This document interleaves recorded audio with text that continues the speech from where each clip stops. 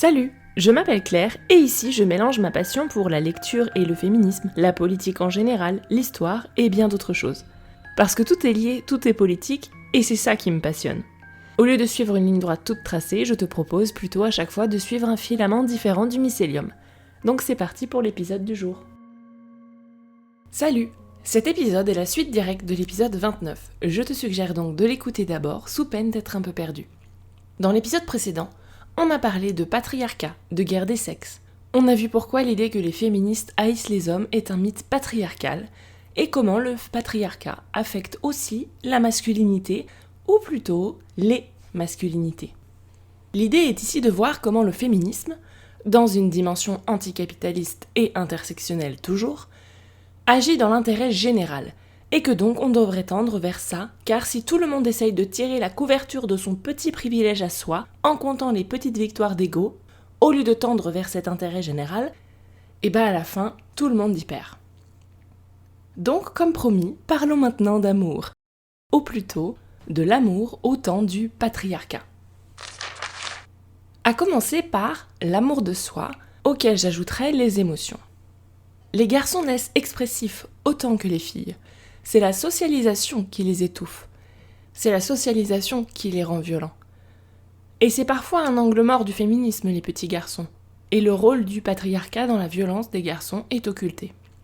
Mais les petits garçons, ce ne sont pas seulement de futurs hommes, ce sont aussi et avant tout des enfants. On l'avait vu en parlant d'inceste, les garçons sont aussi énormément touchés. Et pas que dans les scandales touchant l'Église, dans les familles aussi. Mais l'ampleur des dégâts est d'autant plus sous-estimée que la parole est encore plus verrouillée que pour les filles, vu qu'on n'apprend pas aux garçons à exprimer, mais à réprimer, et que ce tabou est associé à une marque de faiblesse, pas compatible avec la compétition masculine dont on a déjà parlé dans l'épisode précédent. Plutôt mourir que d'avouer ce qui est perçu comme une faiblesse, une vulnérabilité, et oui, c'est à tort, oui, il faut que ça change, on est bien d'accord, c'est le sujet du jour. Et on n'apprend pas non plus aux adultes, à commencer par les femmes et les mères, à accueillir et écouter les pleurs, les débordements d'émotions, en dehors de la colère, une émotion à part, des garçons et plus tard des hommes. Un homme qui pleure, qui va pas, ça va aller, tape sur la main. Pas de solution non plus. On critique souvent à juste titre l'éducation genrée, en expliquant qu'elle désavantage les filles, en ne leur apprenant pas la compétition, l'assertivité, en leur apprenant à se soucier des autres avant elles, etc. En apprenant aux garçons à s'imposer, si possible par la force, à mépriser les filles, à devenir forts et tout et tout. Et tout ça c'est vrai, je ne suis absolument pas en train de remettre en question tout ça. Mais déjà, ça désavantage surtout les filles dans le patriarcat, système individualiste et compétitif. Dans un autre système, ce serait différent. Et surtout, il y a un revers à la médaille. On encourage plus le développement des émotions et leur perception chez les filles. Ça peut passer par l'expression faciale des parents, on les encourage plus à verbaliser, etc. On leur impose aussi plus d'interactions sociales. Ça peut être tout simplement dire bonjour, faire des bisous, etc. Donc elles sont plus à l'aise en groupe. Et ça, on y revient dans l'épisode suivant. Tout ça, ça se joue dès les premiers mois. D'après des études que j'ai trouvées dans « Ceci n'est pas un livre sur le genre », les parents interprètent les pleurs de bébés filles comme plus aigus et estiment que les bébés garçons pleurent plus pour des raisons valables et les filles pour des caprices. Alors qu'à cet âge, il n'y a vraiment pas de différence entre garçons et filles. Les adultes réagissent différemment à une même vidéo de bébé qui pleure. Elle a peur si on leur dit que c'est une fille. Il est en colère si on leur dit que c'est un garçon. Et ainsi de suite. Les adultes transfèrent leurs biais sur des bébés avant même leur naissance, ce qui conditionne une perpétuation des stéréotypes patriarcaux et biaise le développement de ces enfants. Et ça donne des garçons qui n'apprennent jamais à identifier les émotions, que ce soit les leurs ou celles des autres. Et dont la seule émotion autorisée et valorisée est justement la colère. Ce qui crée des cocottes minutes ambulantes qui refusent de dire ce qui ne va pas, ou qui ne le savent même pas. L'éducation des garçons pour qu'ils deviennent des hommes, des vrais, elle se fait aussi à la dure. C'est moins bisous bisous et plutôt tarte dans la gueule. Le culte de la virilité commence très tôt. Ça passe aussi par les sports privilégiés. Il y a beaucoup plus de contacts, de compétition par rapport aux sports dits féminins. En tout cas dans l'imaginaire public, parce que je sais pas trop si on fait plus dur et compétitif que la danse classique, mais bon. Et ça a des conséquences centrales. Dans son article « Le plaisir du corps et l'origine de la violence », un article vraiment passionnant et en anglais, en description comme d'hab, Jem Prescott nous explique que violence et plaisir entretiennent une relation réciproque, ce qui veut dire que l'un inhibe l'autre. Petite précision, il parle ici de plaisir corporel, notamment le toucher, les câlins, les caresses et le sexe, bien sûr, selon le contexte et les personnes en présence. Par plaisir, il ne parle pas des paradis artificiels ou des shots de dopamine numérique, tout ça, non. Donc qu'est-ce que ça veut dire ça ? Violence et plaisir s'inhibent mutuellement. Ça veut dire qu'un stimuli de plaisir peut stopper un comportement violent, et un comportement violent mettre fin à un comportement pacifique axé sur le plaisir, des sens toujours. Quand les circuits de plaisir du cerveau sont allumés, les circuits de violence sont éteints et vice-versa. C'est ça vraiment l'idée centrale, il y a un switch. Et donc les personnalités branchées plaisir sont rarement violentes. Les personnalités violentes ont du mal à apprécier ou expérimenter des activités de plaisir. Donc selon sa thèse, la propension à la violence se développe quand le plaisir corporel est empêché. Et ça se passe en 2 étapes clés, la privation d'affection physique pendant l'enfance et la répression sexuelle chez les ados. Il observe que les sociétés qui favorisent les violences sur les enfants et répriment la sexualité des ados ont ensuite des adultes violents et frustrés. On voit bien les conséquences ravageuses des principes d'éducation viriliste sur fond de « tu seras un homme, mon fils, arrête de trop le choyer, tu vas en faire une gonzesse » et tout ça et tout ça. Si par gonzesse tu veux dire quelqu'un de doux, respectueux et épanoui, j'ai envie de dire c'est pourquoi pas, hein. Dans nos sociétés on frustre, mais ce n'est pas le seul modèle. Dans d'autres, on ritualise par exemple la sexualité des ados, une sexualité positive avec un respect du plaisir féminin et une éducation sexuelle. Et ça change tout. Attention, attention, message de service, qu'on ne me fasse pas dire ce que je n'ai pas dit. Quand on parle de plaisir sensoriel et sexuel, on parle ici bien de plaisir pour les 2 ou plus partenaires. Cette idée n'a pas vocation à être une excuse pour forcer ces dames parce que, plot twist, les viols, agressions et autres harcèlements, ça compte comme de la violence, pas du plaisir. L'idée ici est bien de partager et échanger, pas de se servir. De nouer des relations saines et profondes via le toucher, certes, mais sans se limiter à ça. Et encore moins de justifier la pédocriminalité, les initiations par les adultes ou je ne sais quelle connerie, laissez les ados entre eux, merci, bisous. Non mais je préfère être claire, vu comment notre société de merde nous apprend à confondre tout ça. Bref, je résume. On éduque brutalement les enfants, ensuite on réprime leur sexualité en ne leur laissant comme option que de chercher de la pornographie ultra-violente en cachette, et après, c'est mathématique. On a des hommes violents, refoulés dans leurs émotions, violents y compris envers eux-mêmes, y compris dans la sphère intime. Et des femmes refoulées aussi, bien sûr. Et donc parlons-en de la sphère intime, de l'amour de l'autre. Alors dans cette partie, je vais parler de relations hétérosexuelles principalement, pour 2 grandes raisons. D'abord parce que c'est la seule que reconnaît le patriarcat. On a parlé du rôle de l'homophobie dans la partie précédente. Et aussi parce qu'à l'heure où j'écris, je n'ai pas encore lu de livre qui parle de l'effet du patriarcat sur les autres formes de couple, mais c'est un sujet passionnant, mettons une épingle là-dessus pour ne pas le perdre. Donc pour cette fois, ce sera quand même surtout amour et couple hétéro. Moi, j'aime les femmes, je suis donc féministe. Une phrase qui pose problème. Pourquoi ? Déjà parce qu'elle est souvent prononcée par des misogynes qui veulent continuer à importuner tranquillement. Aussi parce que c'est essentialisant, tu peux pas aimer toutes les femmes, ça veut rien dire. Mais surtout parce que fondamentalement, amour et patriarcat sont incompatibles. Tu ne peux pas être dominant et dire que t'aimes les femmes. Être un homme, un vrai, par définition, c'est mépriser les femmes. On ne peut pas aimer ce qu'on juge inférieur. Les hommes se construisent en opposition au féminin. Les hommes aiment et admirent d'autres hommes. Des sportifs aux intellectuels en passant par les artistes en tout genre et bien sûr leurs amis et proches. Si les hommes aimaient tant les femmes, c'est les arts, les sports, les travaux de femmes qu'ils admireraient, non ? Si les hommes aimaient tant les femmes, ils ne seraient pas si nombreux à se moquer de la leur en public. Si les hommes aimaient tant les femmes, il n'y aurait pas tant de viols et de féminicides. Si les hommes aimaient tant les femmes, ils ne seraient pas si nombreux à soutenir les agresseurs publiquement au titre qu'ils font de la bonne musique, des bons films, du bon pain, je sais pas quoi. Et c'est logique, vu qu'on nous apprend dès l'enfance à dévaloriser le féminin, à confondre amour et romance, désir et violence. Je l'aimais tant que pour la garder, je l'ai tuée. Oh, que c'est romantique. Non.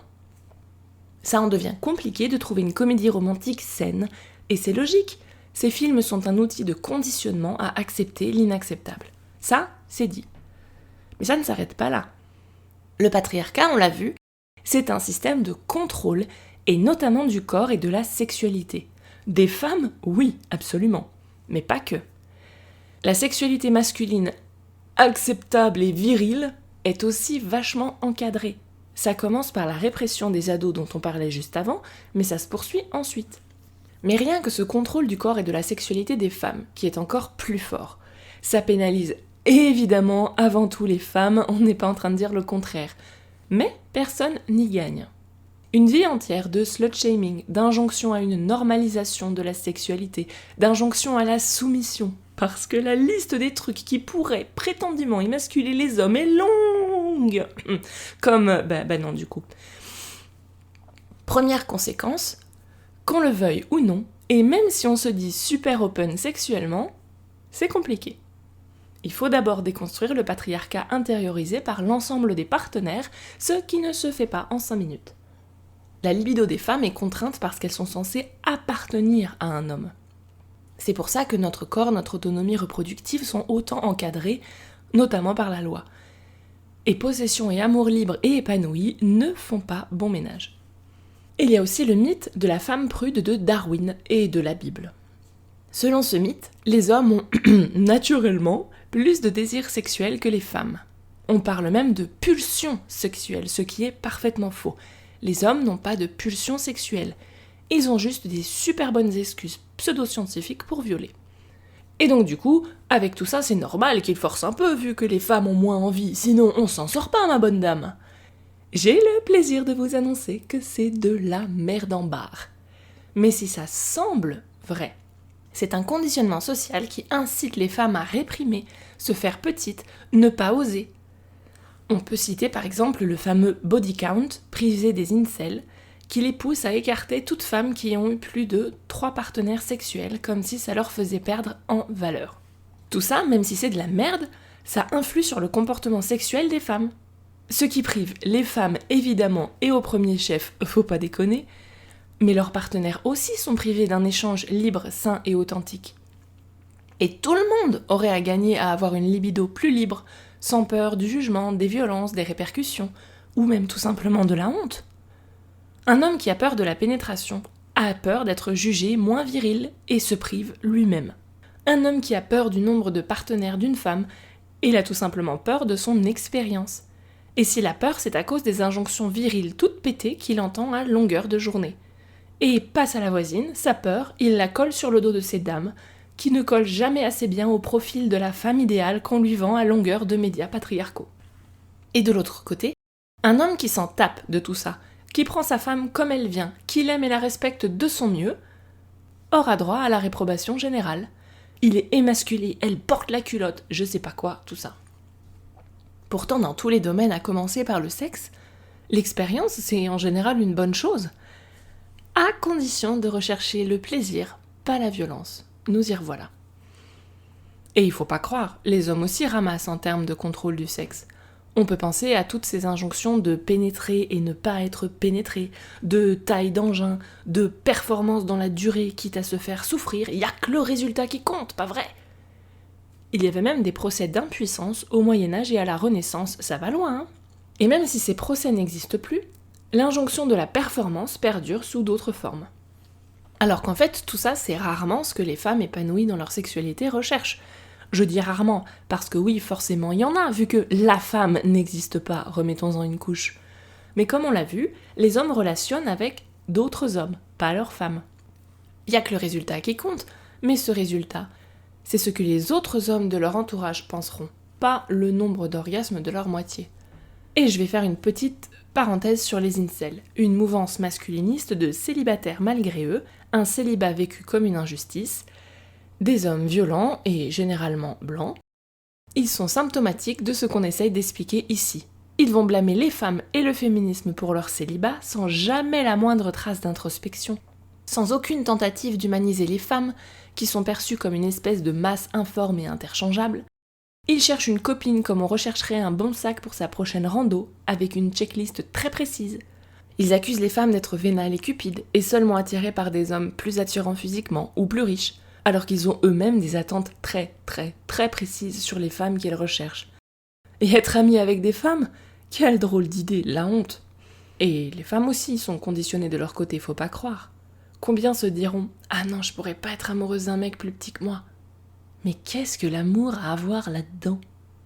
C'est toujours pareil, on n'est pas en train de parler d'amour quand on a une liste de courses, de cases à remplir pour choisir sa prochaine conquête, qu'on drague les femmes en mode pécho gros sans s'intéresser à la personne qu'on a en face de soi, ou qu'on part du principe que toutes les femmes sont à la fois vénales et stupides, juste bonnes à être à son service, ou que les femmes doivent quoi que ce soit à qui que ce soit, à commencer par des rapports sexuels. Personne ne doit rien à personne, et surtout pas à quelqu'un qui fait des caprices pour avoir ce qu'il veut, ou fait des menaces de violence physique. Non mais en vrai, vous auriez pas envie d'essayer autre chose pour voir ?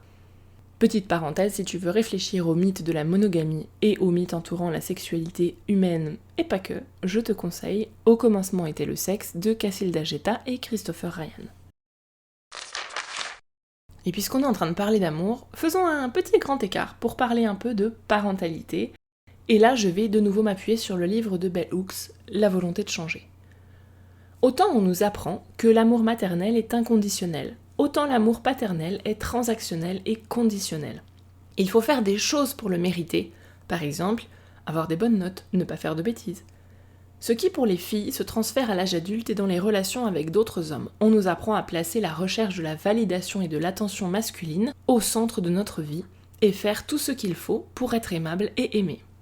Petit message à la Claire d'il y a 15 ans et aux autres dans son cas, ça ne marchera pas. Parce que tant qu'on doit faire un truc pour être aimé, c'est pas de l'amour. Bisous. Revenons à nos moutons. Pour les garçons futurs hommes, ça donne quoi ça ? Ils intériorisent aussi cette relation d'échange qui est confondue avec l'amour. Tout comme nous, on nous apprend à confondre amour et désir. C'est tout ce qu'ils connaissent. Et eux, ils vont reprendre le modèle paternel à leur compte par imitation. Et donc, qu'est-ce qu'ils apprennent ? Jalousie, possession, contrôle, la caractéristique fondamentale du patriarcat. La jalousie, c'est pas de l'amour non plus, c'est de la peur. Ce que l'homme apporte en échange à la relation est aussi conditionnel. Tu dois le mériter. Or, l'amour, ça ne se mérite pas, et ça ne se décide pas non plus. On parlait plus haut de l'importance de l'affection pendant l'enfance, mais des hommes qui ont été frustrés enfants deviennent généralement des pères peu chaleureux, voire violents, qui ne transmettent pas non plus cette affection à leurs enfants. Ils ne savent pas, tout simplement. Et on perpétue le cycle d'une génération à l'autre, au point de croire que c'est le seul modèle possible. Pareil, on pourrait mentionner les hommes qui ne prennent pas leur congé paternité, quand ils y ont droit, bien sûr, si on ne les y oblige pas. Et donc, ils n'essayent même pas de créer des liens avec leur bébé. Le travail avant tout ! C'est plus gratifiant d'aller montrer la photo du rejeton au bureau que d'être sur le terrain à changer les couches. Mais comment parler d'amour paternel alors ?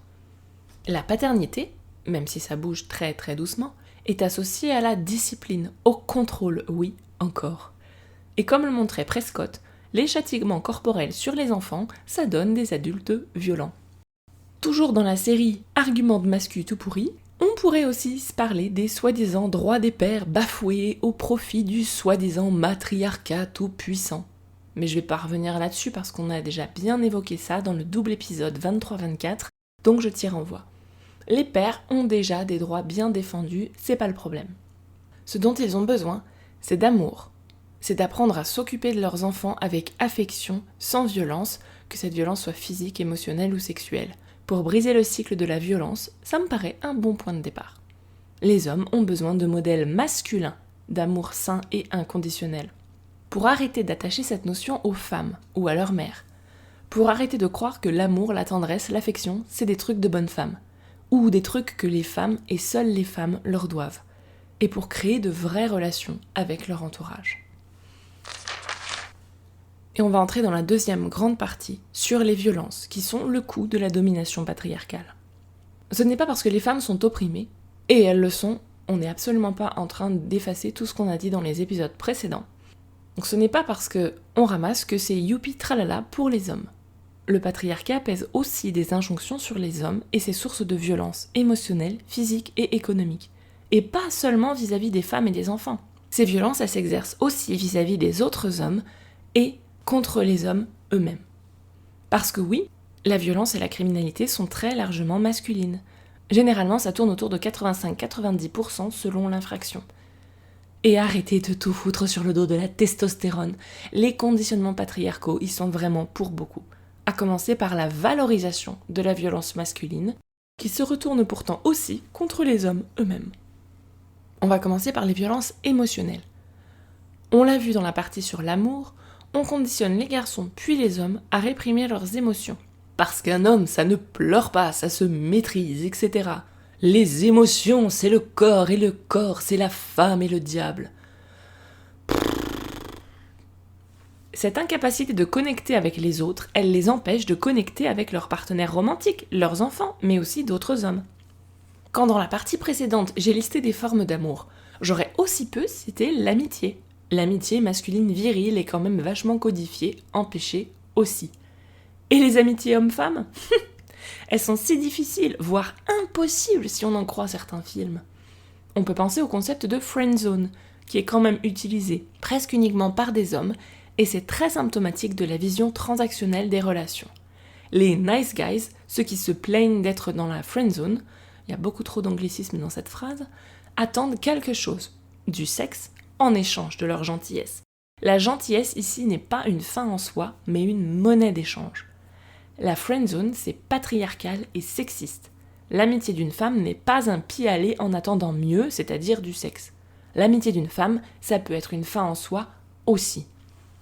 Pour reprendre le fil de l'amitié masculine, on peut penser à ce cliché des femmes bavardes et des hommes qui boivent en silence ou se collent des pins pour manifester leurs sentiments.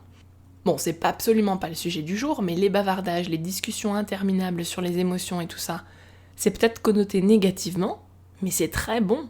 Ça permet d'exprimer ce qu'on sent, parfois de démêler ce qu'on ressent, trouver des solutions si besoin, ou à minima de l'empathie. C'est un outil de régulation émotionnelle. On nous apprend à nous moquer de ces comportements, mais ça a un coût. Qualifier un truc de bonne femme, ça équivaut à mettre un panneau sens interdit pour les hommes et les priver d'un truc qui pourrait être vachement bénéfique. Pleurer, pareil. Pleurer, c'est pas un truc de bonne femme. C'est un mécanisme de régulation émotionnelle essentiel pour tout le monde. Mais un homme, ça ne pleure pas. Et donc du coup, ça ne se régule pas. En revanche, réprimer ses émotions, ça a plein de conséquences néfastes qui se répercutent sur le corps aussi. Tu pourris l'intérieur, littéralement.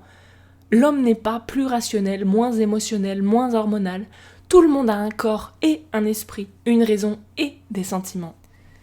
De même, déléguer à sa conjointe toute la charge émotionnelle de la relation. Penser aux anniversaires, aux cadeaux, appeler les parents, trouver des solutions, comprendre pour deux ce qui arrive, tout ça. Ça peut paraître confortable à première vue, mais c'est se priver de la possibilité de faire ça soi-même.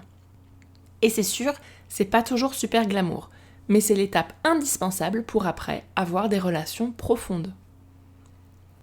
Pour reprendre le cliché des mecs qui boivent en silence, les mecs qui ne discutent pas avec leurs potes ne vont pas non plus voir des psys ou toute autre forme d'aide. Donc toutes ces cocottes minutes émotionnelles finissent par exploser, violence encore, violence toujours, et bien sûr tout le monde en souffre. Alors là, petit trigger warning, on doit parler de suicide pendant 2 minutes, donc tu peux avancer si besoin. C'est bon ? On continue. On va citer un nouvel argument masculiniste. Les hommes se suicident plus que les femmes. C'est la preuve qu'ils souffrent plus. Est-ce que c'est vrai que les hommes se suicident plus ? Oui. Est-ce que c'est grave ? Oui, évidemment. Est-ce que c'est à cause des femmes ? Non. Et c'est pas non plus parce qu'ils souffrent plus que les femmes. Les femmes souffrent plus de dépression, par exemple, et font au moins autant de tentatives de suicide. Mais de par la socialisation différenciée, elles ont souvent des réseaux d'aide plus solides vu qu'on leur a appris à entretenir des relations. Et tout simplement, elles savent plus facilement demander de l'aide.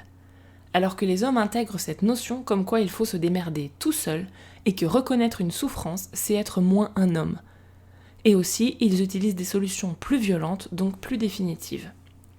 Mais le problème, c'est pas le féminisme. Le problème, c'est notre culture individualiste. On le verra dans le prochain épisode, mais l'espèce humaine est fondamentalement collaborative. Donc techniquement, si tu demandes de l'aide, tu n'es pas moins un homme, c'est même l'inverse. Par contre, accuser les femmes, c'est ne pas parler des causes de ces suicides. Isolement, racisme, homophobie, pression sociale, économique, professionnelle. Il y a plein de raisons, mais opprimer les femmes ne résoudra aucune de ces raisons. On va enchaîner avec les violences physiques.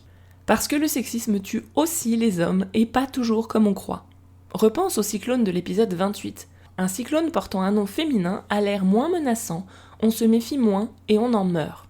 Alors spontanément, on pourrait choisir d'en rire, c'est sûr, c'est tentant, Darwin Award, compagnie, tout ça. Mais en fait, c'est mort con et évitable, ça arrive beaucoup, beaucoup plus souvent qu'on ne le croit, et en fait, c'est pas drôle.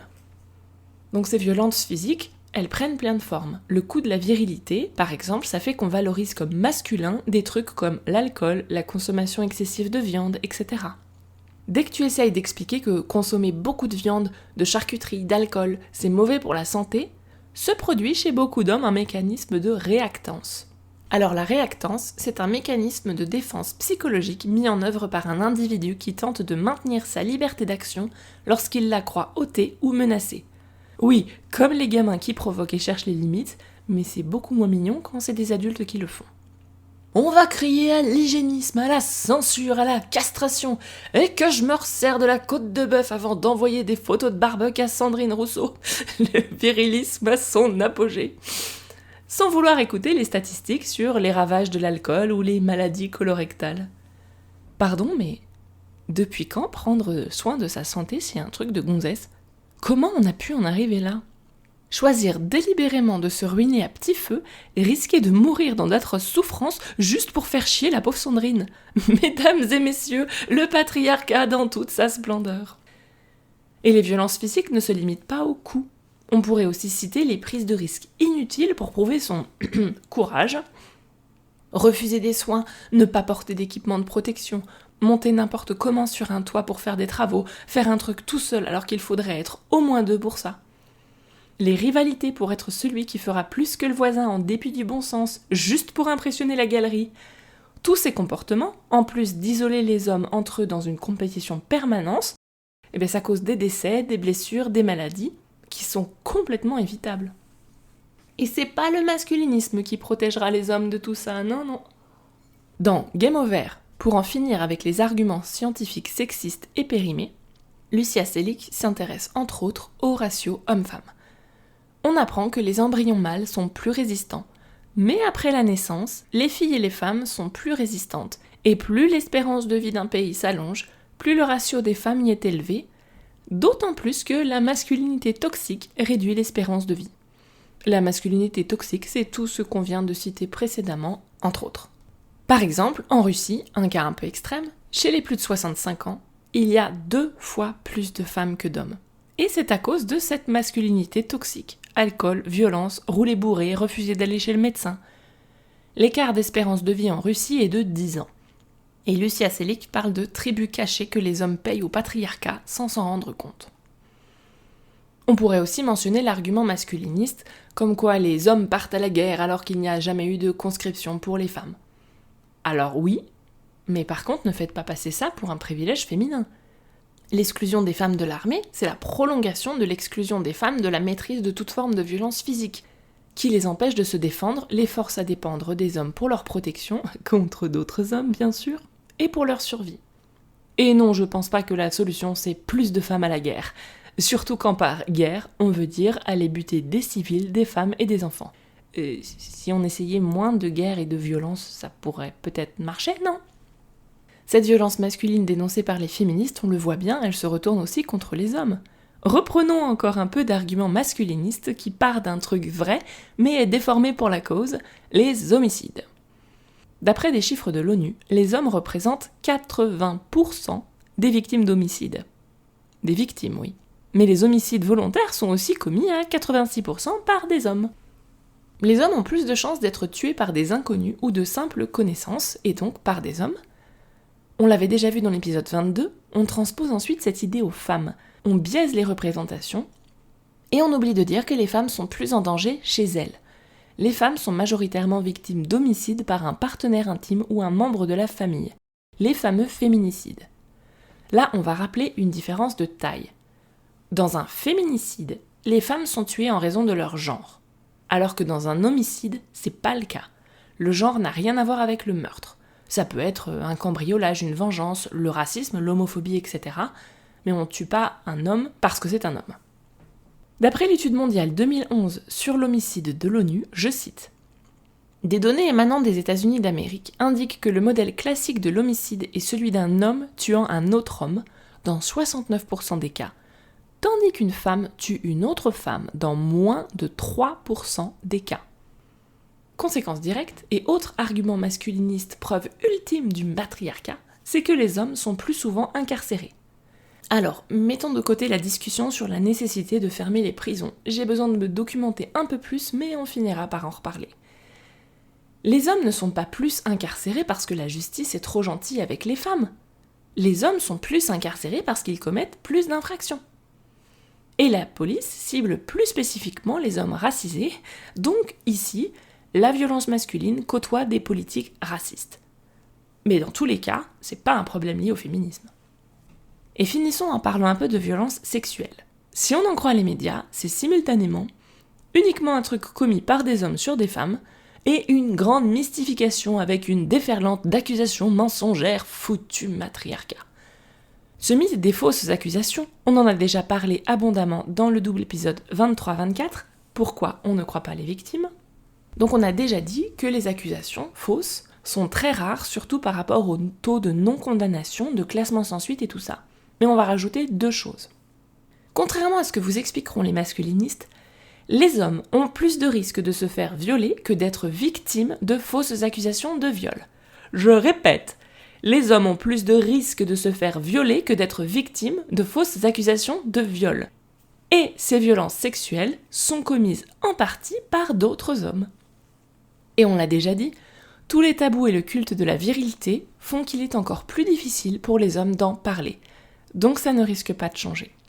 Malheureusement, cette violence physique prend également la forme du mythe du mâle protecteur qui protège les femmes. Contre les autres hommes, c'est ironique quand même. C'est un élément identitaire, ça. Et donc ça empêche les hommes de se mobiliser activement contre les violences sexistes et le patriarcat, parce qu'ils en tirent un prestige social, et donc ils ont intérêt à ce que d'autres hommes soient violents. Ce prestige social les empêche donc aussi de voir le coût de cette violence pour eux-mêmes, et donc de lutter contre la violence. Or, la rivalité entre mâles blesse, tue, rend invalide. Et puisque nos mascus aiment brandir le spectre menaçant du matriarcat castrateur, rappelons vite fait que les sociétés très propices aux femmes sont aussi plus propices aux hommes parce qu'elles sont moins brutales que la domination masculine. Plot twist, le matriarcat rendrait les hommes heureux aussi. C'est ce que démontre Au commencement était le sexe de Cacilda Geta et Christopher Ryan. Et je nous ai gardé le meilleur pour la fin, le nerf de la guerre des sexes, la thune et les violences économiques. Les stéréotypes autour des femmes et de l'argent, il y aurait sans doute de quoi tenir un podcast entier dessus. En vrac, parmi les arguments masculinistes, les femmes sont vénales, elles raflent tout dans le divorce, elles vivent leur meilleure vie à rien foutre à la maison pendant que les hommes se tuent au travail. Elles n'ont jamais rien inventé, rien fait, blablabla, et fait Mathilda, tout ça. Si elles faisaient pas des gosses, elles serviraient vraiment à rien. Non mais sérieusement 2 secondes. Le sexe dont on pourrait le plus facilement se passer, c'est pas le sexe féminin, c'est l'autre. J'avais dit sérieusement et sans misandrie, on reprend pour de vrai cette fois. Le patriarcat, finalement, ne bénéficie vraiment qu'à une poignée d'hommes blancs, alors que par ailleurs, les attentes sociales placent une pression considérable sur les hommes, surtout de classe inférieure, et ils sont plus nombreux que les riches. Le patriarcat, ce sont donc aussi des violences économiques et des injonctions. Et toujours pareil, les injonctions pèsent aussi sur les femmes, carrément, absolument, mais pas que. Pour être un homme, il faut que tu puisses subvenir aux besoins de ta famille, entretenir ta femme. Le chômage masculin est donc très mal vécu, c'est un sentiment d'échec personnel, une marque de faiblesse. Surtout qu'en plus les hommes sont censés s'accomplir par leur travail. Et oui, le patriarcat capitaliste est individualiste, donc c'est forcément de ta faute si t'y arrives pas, parce que quand on veut, on peut. Et ne parlons pas non plus du fait, plus rare, de gagner moins que sa femme. Honte suprême. Femme, tu dois gagner de l'argent sous peine d'être vénale, mais pas trop quand même, sous peine d'être castratrice. La frontière est quand même fine. Les mecs doivent gagner l'argent, c'est vrai, surtout dans les sociétés où les femmes ne peuvent pas faire carrière, où les hommes s'accaparent la majorité de ressources.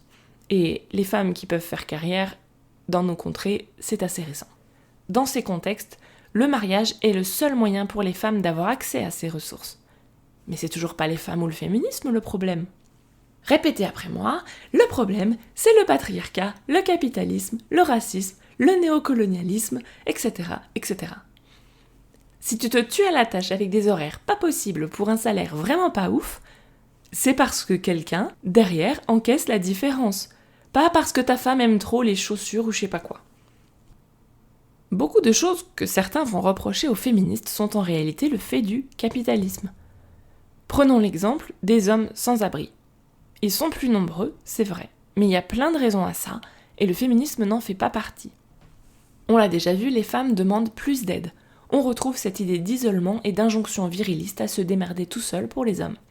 Les femmes sont plus victimes de violences, notamment sexuelles, dans la rue, donc elles vont plus facilement aller vers les refuges, ou trouver d'autres solutions parce que c'est pas tenable. Et les femmes ont des formes de précarité différentes. Et pour les causes du sans-abrisme, c'est pareil. C'est pas à cause du féminisme, c'est à cause de politiques libérales et inhumaines.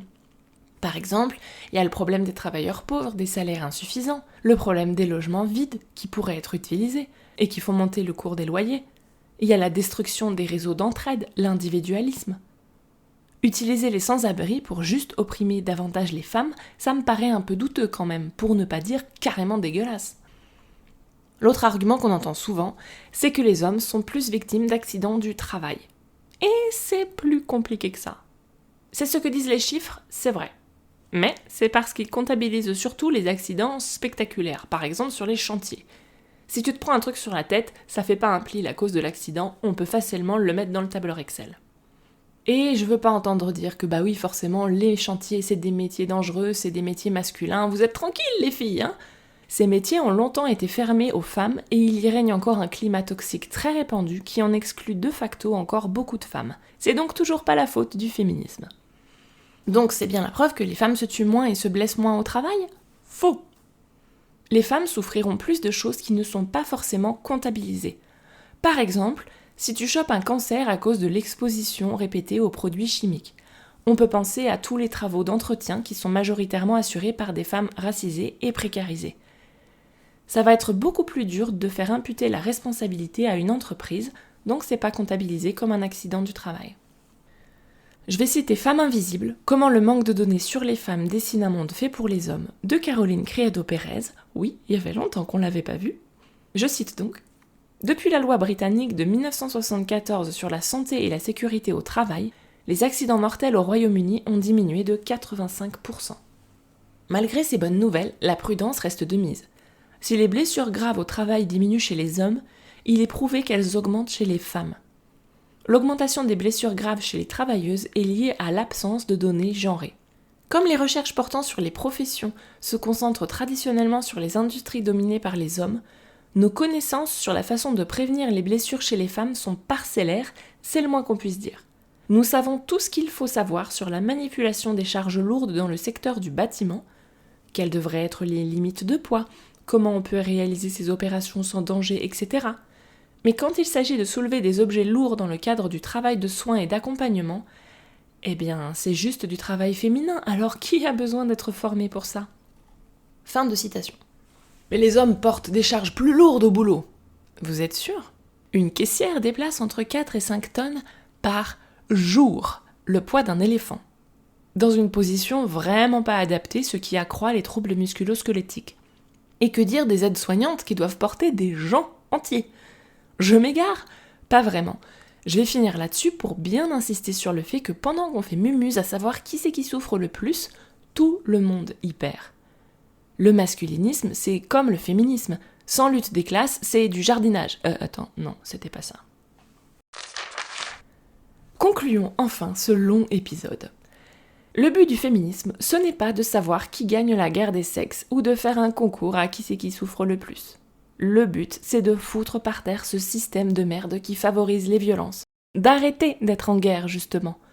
De valoriser l'amour, la gentillesse, plutôt que la domination, l'argent, le pouvoir et les hiérarchies. Et la violence, bien sûr. Personne n'est libre tant que tout le monde n'est pas libre. On l'avait déjà vu dans l'épisode 27, Mary Wollstonecraft en son temps s'adressait déjà beaucoup aux hommes parce qu'elle avait identifié que le progrès passera aussi par des changements de mentalité et de comportement des hommes. Et ça urge là, les cocos. Faut-il que les hommes se déclarent féministes pour autant ? Je sais pas. L'idée n'est pas de se coller une jolie étiquette sur le front et de continuer business as usual, ou de se la jouer masculiniste en utilisant des concepts féministes pour justifier et renforcer les systèmes de violence et de pouvoir. L'idée, c'est plutôt de changer vraiment, y compris sans se coller d'étiquettes.